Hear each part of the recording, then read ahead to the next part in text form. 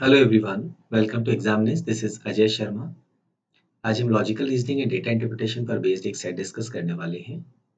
ये set previously cat 2017 में slot 2 में पूछा गया था। A high security research lab requires the researchers to set up ASCII sequence based on the scan of the 5 fingers of their left hands.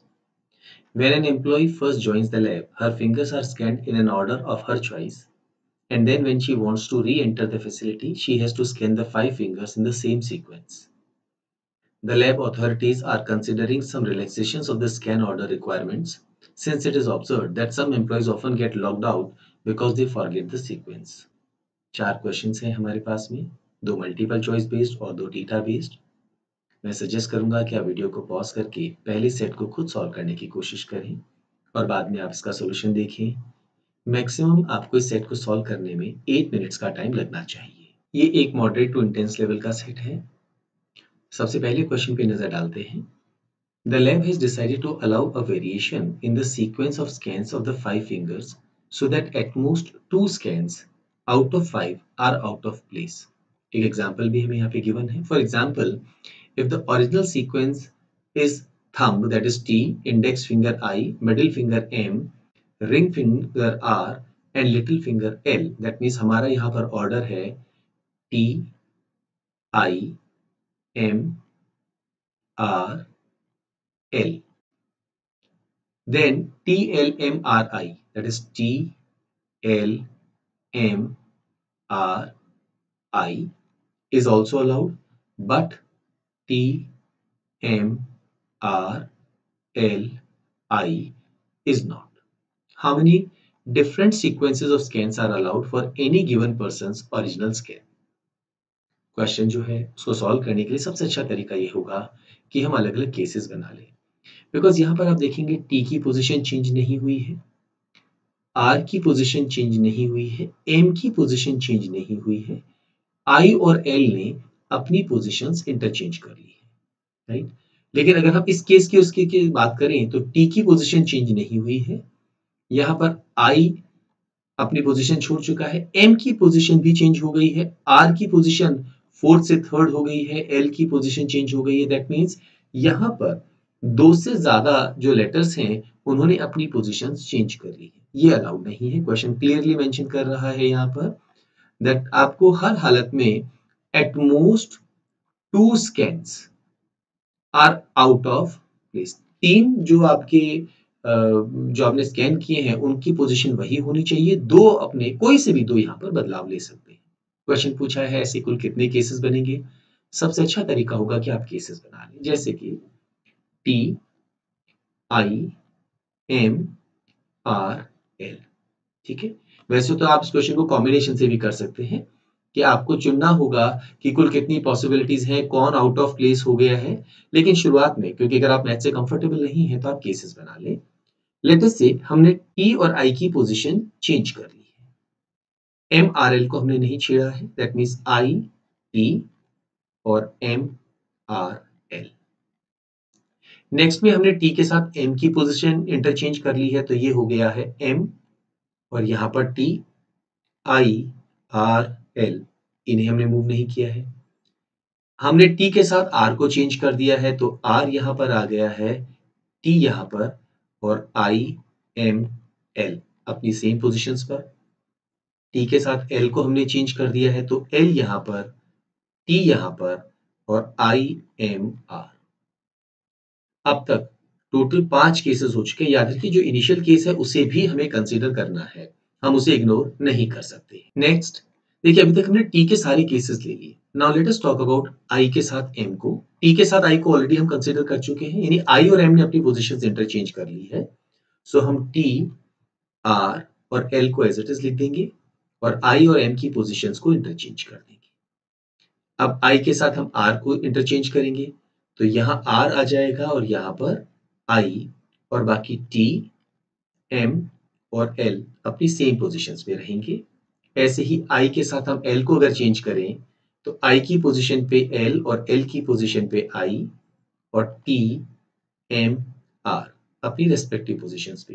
तो यहां पर 3 cases हो गए हैं। एक ऑर्डर सा नजर आएगा, यहाँ 4 केसेस हुए हैं, यहाँ 3 हुए हैं, एक ओरिजिनल अलग है। तो नेक्स्ट केस में हमारे पास में दो केसेस आएंगे। अभी तक हमने टी और आई के सारे केसेस ले लिए हैं। Let us talk about M. That means हम टी और आई को सेम पोजीशन पे रखें और एम और आर को चेंज कर दें, तो ये हो जाएगा आर एम एल। और अगर हम एम और एल को चेंज कर दें तो टी और आई अपनी रेस्पेक्टिव पोजीशंस पे हैं, एम की जगह एल, आर वहीं पर और एल की जगह एम। एंड लास्ट केस होगा जब हम आर और एल को इंटरचेंज करेंगे, तो हमारा फाइनल केस बनेगा टी आई एम एल। तो कुल कितने अरेंजमेंट्स पॉसिबल है यहाँ पर? ये हो गए हैं 10 और ये ओरिजिनल 1 11। तो हमारे इस क्वेश्चन का आंसर क्या होगा? 11। अदरवाइज इसको करने का एक तरीका और था कि इन 5 में से हम कौन से दो हैं जिनको अल्टर कर सकते हैं। तो 5 में से हम सेलेक्ट करेंगे कोई भी दो।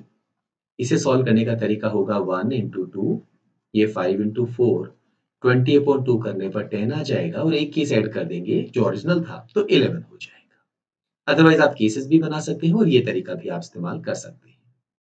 नेक्स्ट क्वेश्चन देखते हैं। The lab has decided to allow variations of the original sequence so that input of the scanned sequence of 5 fingers is allowed to vary from the original sequence by 1 place for any of the fingers.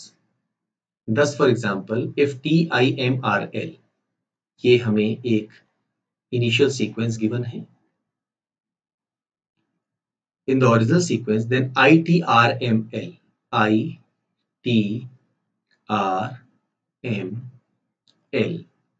is allowed. यहां पर क्या हुआ है, हर एक letter को permission है कि वो अपनी पोजीशन छोड़ के नेक्स्ट पोजीशन पे या तो प्रीवियस पे या नेक्स्ट उससे आगे वाली पोजीशन पे चला जाए, लेकिन उससे ज्यादा वो मूव नहीं कर सकता है। दैट मींस मैक्सिमम अलाउ जो होगा वो कितना होगा? 1 place. But LIMRT is not allowed. LIMRT क्यों अलाउड नहीं है? क्योंकि L जो है वो लास्ट पोजीशन से फर्स्ट पोजीशन पे आ गया है, ये अलाउड नहीं है। मैक्सिमम आप अपनी पोजीशन से एक प्लेस आगे या पीछे जा सकते हैं। How many different sequences are allowed for any given person's original scale? Let us say किसी ने एक ऑर्डर, हम इसी को ले लेते हैं, T I M R L, इसे हमने यहाँ पर कंसीडर किया है। अब हमें बस ये देखना है कि कुल कितने केसेस हम यहाँ पर बना सकते हैं। वो सही तरीका होगा, बिकॉज जैसे जैसे क्वेश्चंस कॉम्प्लिकेटेड होते जाएंगे आप फॉर्मूले का इस्तेमाल यहाँ पर नहीं कर सकते हैं। केस बनाना ही सबसे समझदारी होगी। चलिए काम करते हैं, हम ई और आई को, ये ओरिजिनल हमारी सीक्वेंस है, इसको एज इट इज रहने देते हैं। हम एम और आर को चेंज कर देते हैं, तो आर और एम अलाउड है, एल को हमने यही लिखा है। दूसरी पॉसिबिलिटी में हम एक काम करते हैं, एम को यही रहने देते हैं और आर और एल की पोजीशंस को इंटरचेंज कर देते हैं। आप देख सकते हैं कि अभी तक हमने हर एक लेटर को जो मूव किया है वो मैक्सिमम 1 पोजीशन मूव किया है। कुल केसेस कितने हो गए हमारे पास में यहाँ पर? 3। अच्छा, अगर यही काम हम आई और टी कर दें तो again we will get 3 cases. कौन से? M R L I T R M L and साथ में I T M L R. ठीक है, तो कुल केसेस कितने हो गए? 6। याद रखिए हमने टी आई ले लिया है, एम आर ले लिया है, आर एल ले लिया है, एक केस अभी तक हमने नहीं लिया, that is called I am. मान लीजिए हमने टी को एज इट इज लिखा, आई और एम को हमने लिख दिया M I. What about R and L? हम चाहें तो उनको एज इट इज लिख दें और हम चाहें तो उनको भी आपस में हम इंटरचेंज कर लें। किसी भी लेटर की पोजीशन एक प्लेस से ज्यादा मूव नहीं हुई है। देखिए ओरिजिनल में टी जो है वो फर्स्ट पोजीशन पे है, तो टी या तो 1 पे है या 2 पे है। किसी भी केस में टी ने अपनी पोजीशन 2 से आगे शिफ्ट नहीं की है। ये हमारे टोटल 8 पॉसिबल अरेंजमेंट्स हो गए। इसके बाहर और अरेंजमेंट हमारे लिए यहाँ पर पॉसिबल नहीं होगा। तो हमारे इस क्वेश्चन का आंसर क्या होगा? Third option. Next question. The lab has now decided to require 6 scans in the pass sequence where exactly one finger is scanned twice and the other fingers are scanned once, which can be done in any order. For example, a possible sequence is TIMTRL. यहाँ पर T को हमने 2 बार scan किया है, Suppose the lab allows a variation of the original sequence that is of 6 inputs where at most 2 scans are out of place. जो हमने first question किया था ये उसी पैटर्न पे है, बस फर्क ये है कि वहां पर अलग अलग फिंगर्स को हमने स्कैन किया था सिर्फ एक बार, यहाँ पर एक फिंगर को हम 2 बार स्कैन कर रहे हैं और बाकी 4 फिंगर्स को हम एक ही बार स्कैन कर रहे हैं.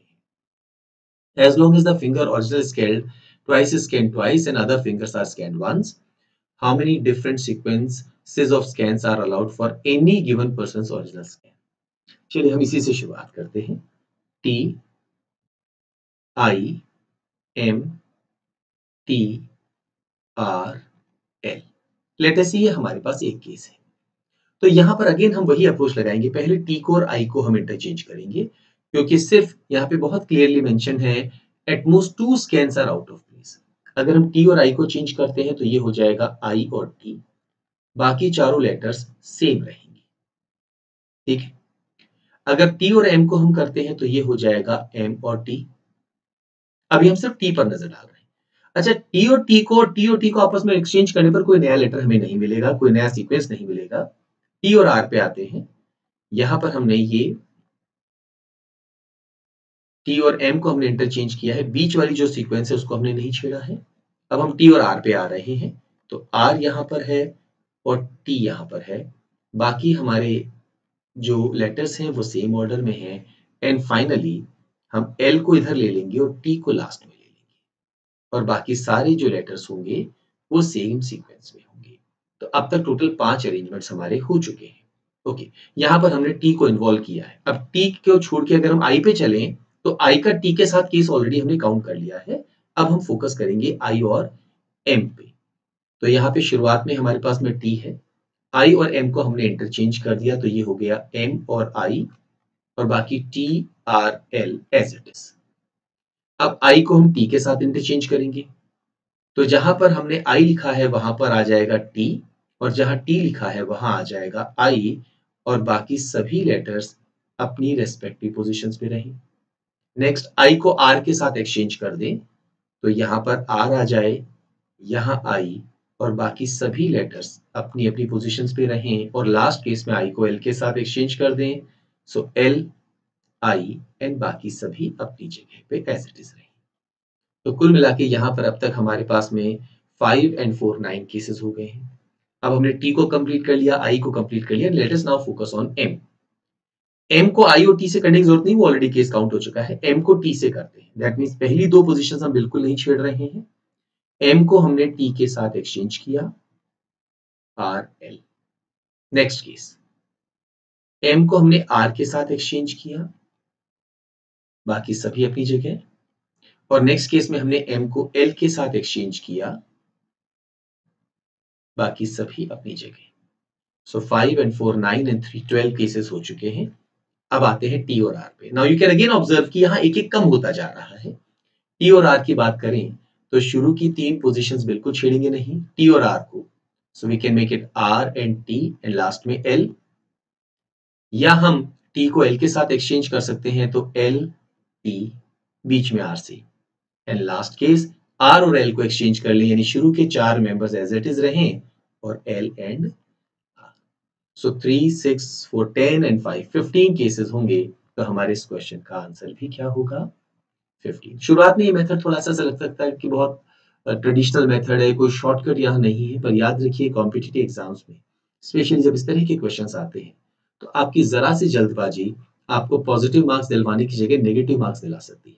तो सावधानी से फोकस होकर अगर आप चलेंगे तो कभी दिक्कत नहीं आएगी. हाँ, थोड़ी प्रैक्टिस से आपको अंदाजा लग जाता है कि कितनी वैल्यूज हमें लिखनी है और कितनी वैल्यूज नहीं लिखनी है.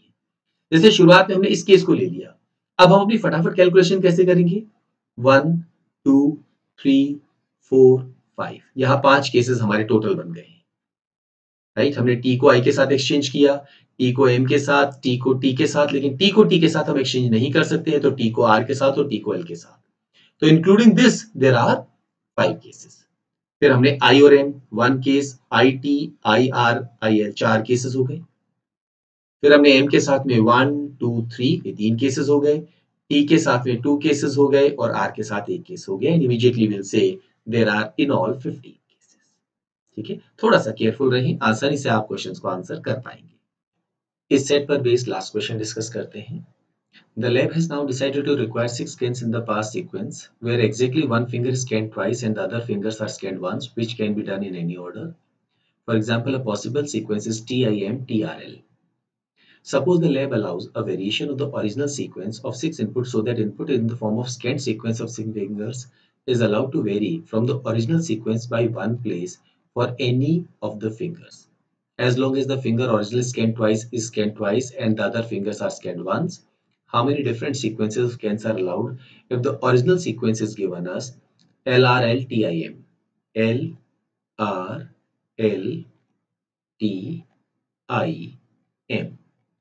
ना अब अगर हम इस क्वेश्चन में वापस सारे सीक्वेंसेस लिखना चाहेंगे तो थोड़ा सा कंफ्यूजन हो सकता है। तो अब थोड़ा सा यहाँ पर आप लॉजिक से चलें तो क्वेश्चन को सॉल्व करना आसान हो जाएगा। पहले वाले क्वेश्चन में भी हम ये लॉजिक लगा सकते थे, लेकिन हमने दोनों तरफ अलग-अलग अप्रोच लगाई है कि कभी हम केसेस बना के लिखते हैं और कई बार हम लॉजिक से चलते हैं। ये हमारा ओरिजिनल केस हो गया। अब क्योंकि यहाँ पर एक प्लेस ही आप शिफ्ट कर सकते हैं, तो ये शिफ्टिंग कैसे हो सकती है? या तो सिर्फ एक पेयर में ये शफलिंग हो रही है, या 2 पेयर्स में हो रही है, या ये 3 पेयर्स में हो रही है। ठीक है? मान लीजिए ये शफलिंग, ये ओरिजिनल केस है हमारा। अब ज़रा हम इसी के अंदर जो वेरिएशंस आ रहे हैं, उस पर नज़र डाल देते हैं। हो सकता है हमने सिर्फ एल और आर की पोजीशंस इंटरचेंज कर दी हो। तो this is one case. R और एल की कर दी सिर्फ, अनदर केस। एल और टी, अनदर केस। टी और आई, अनदर केस। आई और M, another case. That means बाकी 4 लेटर्स की पोजीशन वही रखें, केवल इनमें से 2 लेटर्स की जो कंसेक्यूटिव है उनकी पोजीशंस ऑल्टर कर दें। तो ऐसे केसेस कितने हो जाएंगे? 5 apart from this original one. Okay, अब हम एक काम करते हैं, दो दो केसेस कंसीडर करते हैं जहां हम दो दो पेयर्स को स्वैप कर रहे हैं, यानी दो दो पेयर्स की पोजीशन चेंज हो रही है। लेट अस से फर्स्ट उनमें से एल आर है, तो नेक्स्ट दो कौन हो सकते हैं? या तो वो एल और टी हो सकते हैं जिन्होंने अपनी पोजीशन बदली है, या टी और आई, या आई और एम। तो ये 3 केसेस हो गए जब हमने एक पेयर एल और आर के मेंबर्स को शफल कर दिया, यानी आर को पहले ले आए, एल को बाद में ले आए, और ऐसे ही टीएल कर दिया, या आईटी कर दिया, या एमआई कर दिया। यहां पर हो गया है जब हमने फर्स्ट पेयर जो है उसको कंसिडर किया ही किया है। चलिए नेक्स्ट मूव करते हैं। क्या हो अगर हमने आर और एल वो पेयर है जिसको शफल किया है, इसके अलावा अभी हमको एक पेयर और ढूंढना है। ये पेयर टी और आई हो सकता है और आई और एम हो सकता है, तो 2 केसेस ये हो गए। अच्छा, और कोई पॉसिबिलिटी है? हम आगे बढ़ते जाएंगे। पीछे वाले केसेस को हमको ध्यान नहीं रखना है क्योंकि वो ऑलरेडी हम काउंट कर चुके हैं।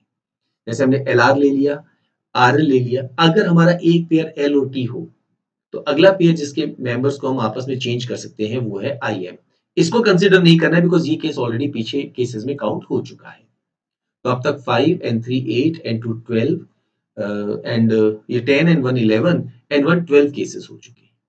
अभी तक हमने दो दो पेयर्स को स्वैप किया है। क्या हो अगर हम तीनों को ही स्वैप कर लें? That is L R L T I M. क्योंकि 3 पेयर्स अब इसके बाद हम नहीं कर सकते। अगर हम सिर्फ यहां पर मान लीजिए L R L T I M हम ये कहें, चलिए अगला पेयर ये रहा, तो अब इसके आगे कोई और पेयर नहीं, इसके पीछे पेयर जो है वो ऑलरेडी काउंट हो चुका है, तो इस केस को हमें नहीं ध्यान रखना है। अब हम चाहते हैं कि 3 पेयर्स चेंज हो जाए। दैट मींस एल और आर अपनी पोजीशन से इंटरचेंज कर ले, एल और टी कर ले, और एल आई और एम कर ले। ये भी एक केस हो गया। तो टोटल नंबर ऑफ केसेस कितने हो गए? 5 एंड 3 8 10 11 12 एंड 1 13। तो हमारे इस क्वेश्चन का आंसर होगा थर्ड ऑप्शन। इसमें गलती होने के बहुत चांसेस थे इस सेट में, क्योंकि कई बार लोग क्या करते हैं, ओरिजिनल जो सीक्वेंस होती है उसे काउंट नहीं करते। इस तरह के क्वेश्चन जब भी आए, थोड़ा सा आपको केयरफुली उनको हैंडल करना होता है और उसके लिए थोड़ा सा आपको समय अपने पास बचाना होता है।